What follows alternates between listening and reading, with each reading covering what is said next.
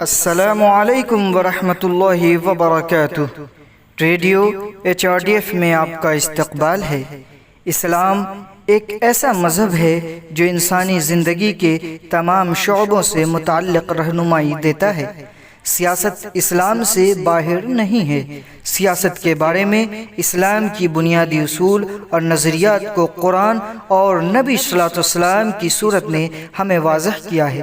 خلفائے راشدین نے ہمیں دکھایا ہے کہ اسلام کی معاشرتی تعمیرات اور انتظامیہ کی مدد کے لیے قرآن مجید اور پیغمبر اکبر صلی اللہ علیہ وسلم کی سیرت کو اسلام کے سیاسی اصولوں پر کس طرح لاگو کیا جا سکتا ہے۔ مختلف امور پر تبادلہ خیال کیا جا رہا ہے، جس سے اسلامی سیاست کے مسئلے پر مکمل غلط فہمی بڑھتی جا رہی ہے۔ معاشرے کو صحیح سمت میں لے جانے کے لیے ایک قیادت ضروری ہے۔ اسلام سکھاتا ہے کہ حکمرانوں اور رہنماؤں پر ذمہ داری عائد ہوتی ہے کہ وہ فلاح و بہبود قوم کی تعمیر کریں، جو ملک کے ہر شہری کو انصاف اور تحفظ کی ضمانت دے۔ رہنما اور پیروکاروں کے مابین پرامن تعلقات معاشرے کی سلامتی کو یقینی بناتے ہیں۔ نبی اکرم صلی اللہ علیہ وسلم نے فرمایا ہے کہ انصاف پسند حکمران قیامت کے دن اللہ کے عرش کے سائے میں سلامت رہیں گے۔ پیغمبر اکرم صلی اللہ علیہ وسلم کی زندگی دین اور سیاست کے مابین ہم آہنگی کی عمدہ مثال ہے۔ رسول اللہ صلی اللہ علیہ وسلم معاشرے کے قائد اور قوم کے حکمران تھے۔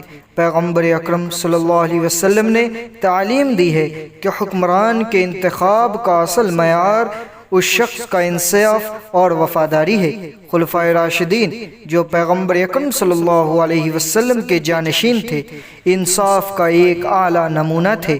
وہ سیاسی قیادت کے ساتھ ساتھ مسجد کے امام بھی تھے۔ نبی اکرم صلی اللہ علیہ وسلم نے مدینہ پہنچتے ہی ایک مسجد بنائی۔ اس کے فوراً بعد ایک دستور بھی تیار کیا۔ قبائلی عوام میں مختلف مذاہب کے لوگوں کی سماجی سیاسی پختگی کو فروغ دینے اور ان کو انسانیت کی بنیاد میں بحال کرنے میں نبی اکرم صلی اللہ علیہ وسلم کامیاب تھے۔ سیاست اور مذہب کی مصنوعی تقسیم سے اسلام روکتا ہے۔ مذہب کو الگ کر کے اسلام کسی بھی وقت معاشرتی زندگی کو قبول نہیں کرتا ہے۔ مسلمانوں کو ہر حال میں توحید کا محافظ ہونا چاہیے۔ اللہ کے سوا کوئی معبود نہیں۔ اللہ کے بندے صرف اس کے سامنے جھکتے ہیں اور اسی سے دعا مانگتے ہیں۔ کسی بھی حالت میں مومنین کو اللہ کے احکامات کی تعمیل کرنے میں کمی نہیں برتنی چاہیے۔ ایک سچے مومن کو کسی بھی صورتحال سے صلح کرنا ممکن نہیں جو اسلامی اقدار کی پامالی کا باعث بنے۔ اسلام لوگوں کو ایسی اقدار کے ساتھ مستحکم زندگی گزارنے کا حکم دیتا ہے۔ مختصر یہ کہ حاکم کو دین کا بنیاد اور سرپرست ہونا چاہیے۔ بنیاد کے بغیر ہر چیز کسی بھی وقت گر سکتی ہے، وہ محفوظ نہیں ہے۔ یہ نظریہ ہے اسلام کا سیاست کے متعلق۔